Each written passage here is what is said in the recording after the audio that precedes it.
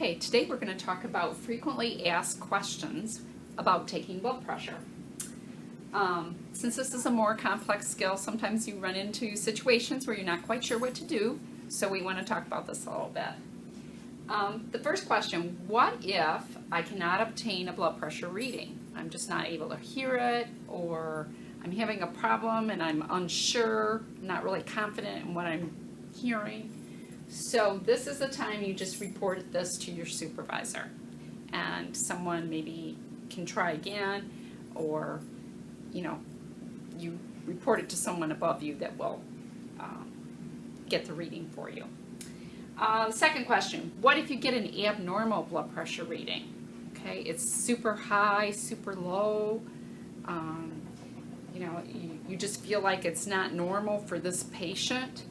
That's another time that you might need to report this right away to your supervisor. So always, if you're not sure what to do, the go-to answer is promptly report to your supervisor. Okay, number 3, what if I need to repeat the procedure? And sometimes this will definitely occur that you need to take it again. So the first thing is to wait 1 full minute.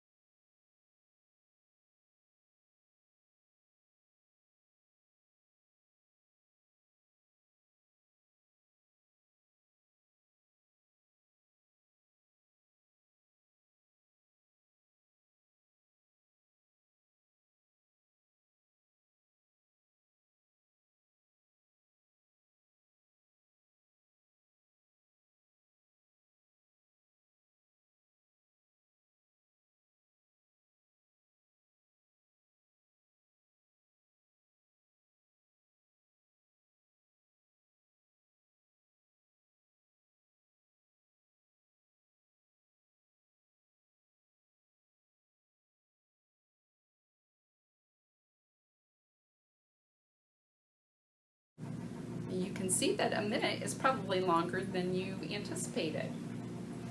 The next thing is to ask the patient to raise their arm and flex their fingers. So do a little exercise to get the blood flow going again before you attempt to take the blood pressure again.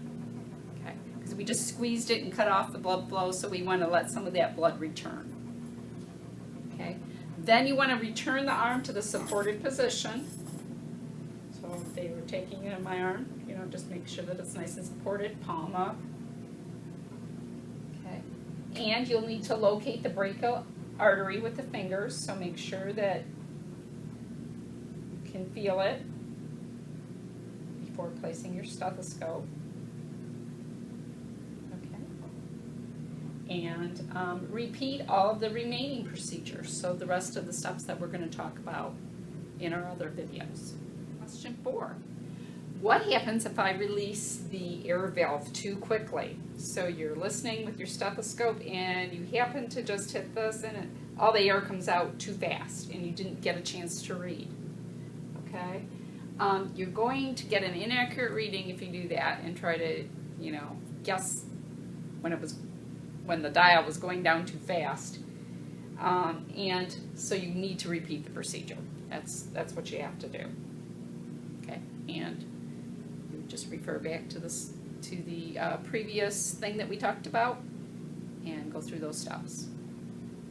Number 5, why can't I put the cuff over all or part of the patient's sleeve? Okay. Sometimes the clothing is bulky. They just feel it's much better to have the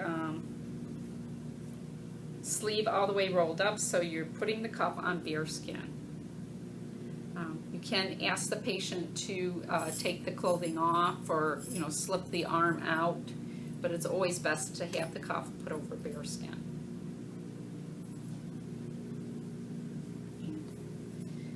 Number 6, why is the blood pressure often reported in even numbers?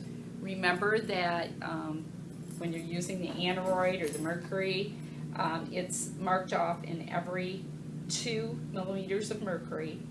So when you're looking at it, it is on an even number. So that's why it's reported out as an even number. Okay. Number 7, how can I promote a more accurate blood pressure reading of my patient? Because we always want to serve our patients the best way that we can. So the first thing is to have a patient sit quietly for 5 minutes or more before taking his or her blood pressure. When they're coming into the exam room, you know, they've probably just been walking a lot, maybe to get into the building, or, you know, if they've been active especially, that might raise their blood pressure. So we want to give them a chance to rest and just recuperate from the activity before taking the blood pressure. Make sure that you're using a cuff that is the proper size for the patient. We've discussed this before, but that is critical to accuracy. So,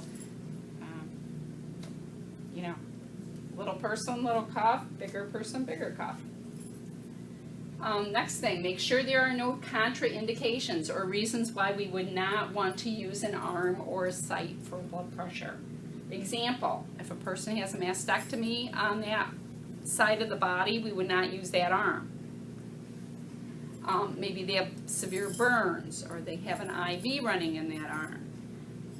Maybe they've just had surgery on that side of the body. So just use common sense. If you see something that you think, you know, it would be a bad idea to use that arm, then switch to the other arm. Or you may even have to go to an alternate site like the thigh, the calf, lower arm. Sometimes you have to use the lower arm on really obese people if the cuff will not go around the upper arm.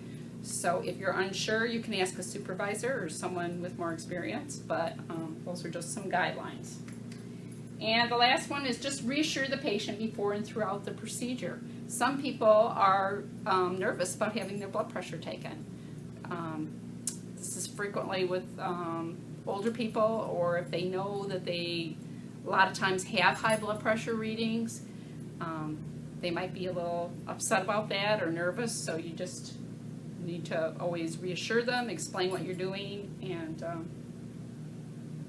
you know, tell them the doctor will discuss the reading with them. Number 8, and this is the final question we're going to talk about. What if the sound continues and never ends after the diastolic reading? Sometimes you'll be looking at your dial and you'll think, okay, that's muffled out, that's the last sound, but then you continue to hear it beat down, with some patients even clear to 0, you're still hearing some type of sound. So in that case, and I have seen that happen several times when I'm taking blood pressure, you record the systolic, where you first started hearing it, as your top number, diastolic, where it kind of muffles out, but then if you continue to hear all the way down, you know, to 20 or 0 or whatever number you hear it, still hear sounds, then you record it, top number, bottom number where it muffled out, and then if you heard beating all the way to 0, then you add this extra number on the chart. So when you chart it, it would look like this.